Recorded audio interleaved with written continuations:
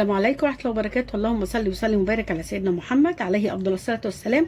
وصفتنا النهارده هنعمل فراخ بتتبيلة الكزبرة الخضراء والليمون. أكلة حلوة اعتمدوها رمضان، سهلة وبسيطة. الفراخ بتاعتي حجمها كبير، فابتدي إن أنا أفتح. بصوا يا جماعة الصدر بتاعي كده عشان ما تاخدش وقت في الفرن وتستوي من جوه. ابتدي كده أفتح، بصوا كده. حتى الورك هنشرطه، الورك كده هنشرط في الدبوسه كده يا جماعه. بصوا بقى يا جماعه، انا معايا قطعه كده زبده كبيره، احط عليها كده معلقتين زيت، اقلب دول مع بعض كده الاول كويس. بصوا يا جماعه انا هحط معاهم ايه بقى. انا عصره 6 كده ليمونات مليانين ميه، 6 ليمونات. ومعانا التوابل بتاعتنا بابريكا، كزبره وملح وشويه كزبره بدايه فلفل اسود وبهارات فراخ.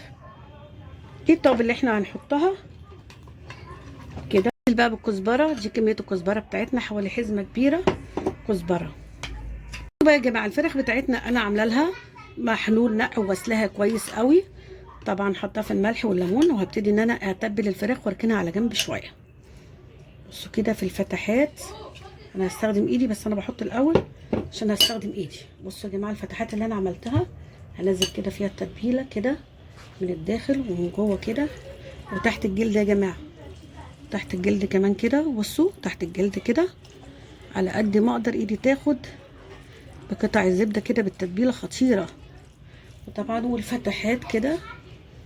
والناحيه التانيه برضو هناخد برضو الفرخه. بصوا كده في الفتحات اللي احنا عملناها في الفخاد كده يا جماعه. بصوا الزبده كده.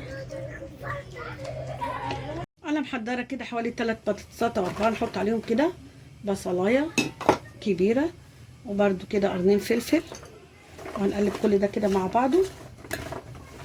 وهننزل عليهم بحاجه يا جماعه، بقيه التتبيله اللي معانا هنزل بيها كده بالزبده كده بالتوابل بتاعتنا، التتبيله السهله البسيطه دي.